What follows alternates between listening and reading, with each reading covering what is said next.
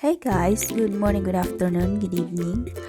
Ngayong araw ipapakita ko po sa inyo kung paano mag-cash in dito sa Own It Savings or paano natin i-move yung pera natin from Own Wallet to Own It Savings.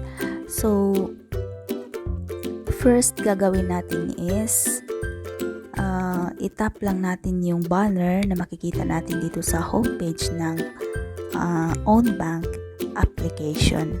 So, tap lang natin yan. So, makikita po dito sa ibaba yung withdraw at deposit. So, i-tap lang natin yung deposit. Then, type the deposit amount. So, mag-deposit tayo ng 300 pesos. Check natin yung terms and conditions. Deposit now. Then, pipili tayo ng source of fund. So, hindi yung pay and go. I-click lang natin yung arrow na nasa dulo. Ngayon, hanapin natin yung own balance. Ayan, nasa pinaka-last. Click natin yan. Then, on wallet. Tap natin yan.